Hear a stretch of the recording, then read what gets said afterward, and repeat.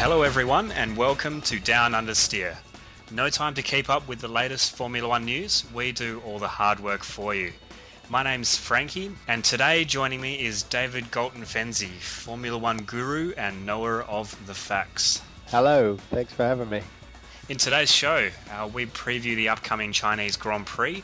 Before we get into that, we'll do Guess What Corner This Is. So, last week, David. Yeah, it was clearly the bus stop chicane at Spa. All right, very famous corner. Spa has been on the Formula 1 calendar for every single year? Yeah, they missed a year when the track surface was breaking up and they went there to race, but then they discovered that they couldn't race there because the surface was too crap. Yep. And was there a time when Jackie Stewart and the drivers didn't race there due to safety concerns? There may have been as well. Yeah, I think that was when they had barbed wire fences lining the track rather than hay bales. All right, so we'll get to the next corner. What do you reckon about that? Well, looks sunny, looks nice. It should be a fairly good one to guess. No more hints than that. People have been nailing the guessing in the last few shows, so we're trying to make it a bit harder for you there. Okay, so we'll step into the news. There has been some dismay around the upcoming Bahrain Grand Prix, which is due to go ahead in 2 weeks' time. Some notable Formula 1 personalities, such as Damon Hill, have stated that they're not all that happy about the race going ahead and feel it isn't a good thing for the country, which is going through some turmoil at the moment. There have been some protests in Bahrain recently, which did include the death of a civilian in the last week. Yeah, well, it's a bit of a messy situation again, like last year. I mean, the big question is whether the race should go ahead, I guess. Well, it's like Webber said last year, isn't it? Sometimes there are bigger things in life than Formula 1. It doesn't happen often, but this might be one of those cases. The decision to cancel it as well is a difficult one because if Bernie turns around and says, we're not going to Bahrain, then he's not going to get his $50 million. And so he really needs Bahrain to say that, look, we can't handle the race, and then he'll still get paid and there'll be no Grand Prix and everyone will be happy, I guess. But he can't turn around and say he doesn't want it there. On the subject of cash, budget caps have been talked about in Formula 1 again. This is in aid of restricting the amount of spending that Formula 1 teams can put into the development of their cars over each year. The aim, of course, is to bring the spending of the larger teams down and allow the less competitive teams to perhaps be more competitive over a season. It's not the first time that it's been implemented or talked about. A budget cap's just unenforceable. Where do you draw the line? What does it count in it? What does it count out of it? And I think when you've got teams like Ferrari, McLaren, Red Bull willing to throw hundreds of millions of pounds at it, I mean, they're not going to be happy if someone says they can't. All right, the other piece of news we've got here is the Argentinian Grand Prix may be set to have a resurgence. Italian magazine Autosprint have reported that they're about to sign a 3-year deal to confirm Argentina as a race on the Formula 1 calendar.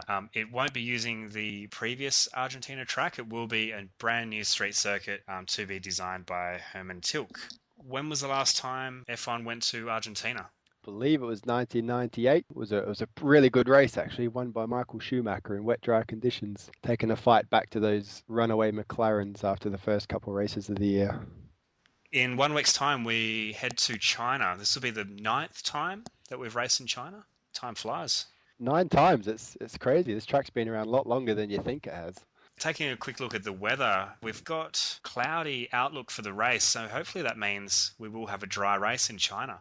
Yeah, it'd be nice just to have a straightforward weekend just to see the lay of the land and where the teams really have got to and where they are, I think. All the teams have had some sort of excuse for their performance so far this year, but if it's just a straightforward, I don't want to call it a normal weekend because rain is fairly normal in Malaysia and China, but just a straightforward, nice weekend would be nice, wouldn't it? Looking back at the previous results, we've got Hamilton and Button winning the last 2 races, Vettel in 2009. That was actually Red Bull's first ever Formula 1 victory, just in 2009. It was just a couple years ago and it was their first ever one, and since then they've just dominated so much. It's hard to believe it was only in 2009. They played the wrong national anthem when Vettel was on the top step for the constructors. Right. They played God Save the Queen. Red Bull's based in Milton Keynes, but it's definitely an Austrian company. We've got lap records still held by Michael Schumacher from the F2005, one of the greatest cars in history. In terms of the race weather, we've got 5 of the last 6 Grand Prix have been wet or rain affected. The only exception to that was 2008 where Hamilton won. Yeah, I think that was just a straightforward race for Lewis. He kind of dominated that one, and he's my bet to do it again for pole in the win this year, just because I think it's about time he converted one of these poles. Jem put you on the spot in the last show for your pick, and who'd you come out with? Button for qualifying, Webber for the win. No, Hamilton for pole and Webber for the win. Where'd Webber come from? I don't know. I must have been feeling patriotic at the time. Well, it could happen, yes, I hope certainly. It happens. So you're sticking to that, are you? You're sticking. No, I said it. I'll stick to it. Fair enough. If I change it, he'll just bloody win, and then I'll be stuffed. Yeah. I'd like to see how Rosberg gets on this weekend, because the Mercedes has been absolutely flying in practice and qualifying, but his qualifying performances have been nothing short of shoddy this year. I think he's not had a clean Q3 lap all year. And I think if Rosberg pulls his finger out with that long back China straight, I think that the chances of Mercedes upsetting the front row are fairly high.